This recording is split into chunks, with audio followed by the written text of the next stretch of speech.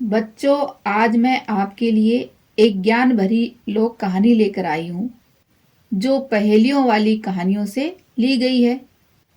इस कहानी में पानी पीने के इंतजार में विद्वान गुरु को एक शिक्षिका मिल गई जिसने किताबें तो नहीं पढ़ी थी पर दुनिया को जानती थी। ज्ञान असीमित होता है, जितना सीखो उतना कम। जिसका सबक विद्वान को इस कहानी में मिला। तो चलिए बच्चों, आज की इस ज्ञान भरी लोक कहानी का आनंद लेते हैं। एक पंडित जी थे। वर्षों तक उन्होंने ग्रंथों का अध्ययन किया, कई गुरुओं से शिक्षा ग्रहण की और जब बड़े पंडित बन गए तो दूसरे शहरों, दूसरे राज्यों से उनको शास्त्रार्थ के लिए बुलाया जाने लगा। वहां भी उनका वर्चस्व बना रहा। वो सबको पराजित कर देते, जिससे उनकी ख्याति और बढ़ गई। बस यहीं से उनको घमंड हो गया। एक दिन वो किसी दूसरे राज्य में जाने के लिए निकले। उन दिनों मोटर कारें तो होती नहीं थी। पंडित जी पैदल यात्रा कर रहे थे। उन्हें प्यास लगी। पानी की तलाश में इधर उधर देखा। एक कुआं नजर आया। वहां एक बूढ़ी स्त्री पानी भर रही थी। पंडित जी लपक कर वहां पहुंचे। बुढ़िया से कहा, माई, बहुत प्यास लगी है, पानी पिला दो।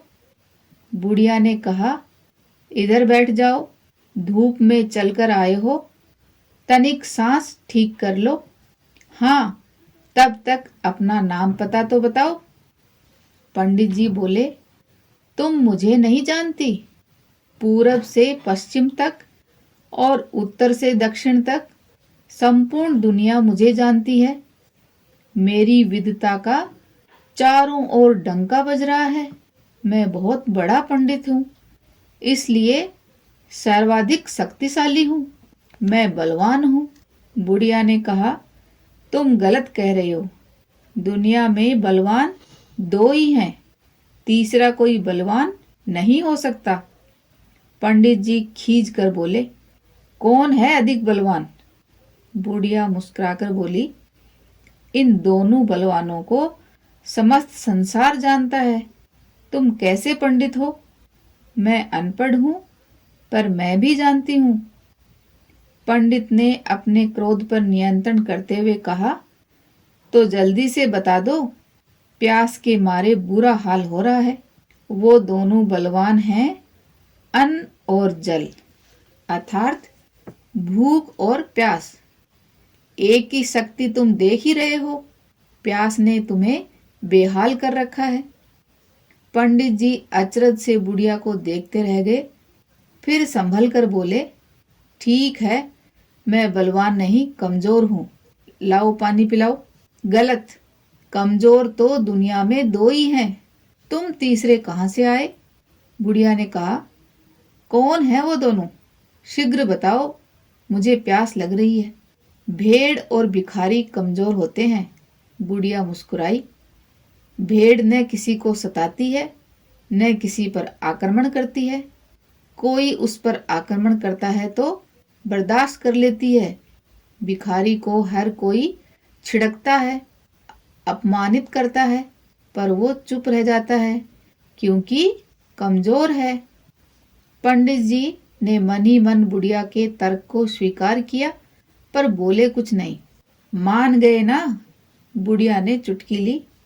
न तुम बलवान हो न कमजोर। अब सच सच बताओ, कौन हो? मैं मेहमान हूँ, पंडित जी सहसा कह उठे। बुढ़िया भी उसी तत्परता से बोली, तुम मेहमान कैसे हो सकते हो? मेहमान तो दुनिया में दो ही होते हैं। कौन कौन? पंडित जी ने पूछा। दौलत और जवानी दोनों मेहमान हैं। आते हैं, जाते हैं। आने जाने वालों को मेहमान ही तो कहा जाएगा। पंडित जी ने सिर झुका लिया। बोले, मैं धैर्यवान हूँ, कब से तुम्हारी बातों को धैर्य से सुन रहा हूँ। जबरदस्त प्यास लगी है, पर सब्र कर रहा हूँ। इसमें मेरा क्या दोष? गुड़िया भोली बनकर बोली, तुम ही अपना परिचय ठीक से नहीं करवा रहे हो। हमारे यहाँ परंपरा है कि बिना नाम जाने पानी नहीं पिलाते हम, चाहे कोई प्यास से मर जाए। पंडित जी तिलमिलाकर बोले, प्यास से क्यों मरेगा? अपना नाम बताएगा तो तुरंत पानी मिल जाएगा। लो सुनो, बता रहा हूँ, मैं जिद्दी हूँ, मैं हठी हूँ।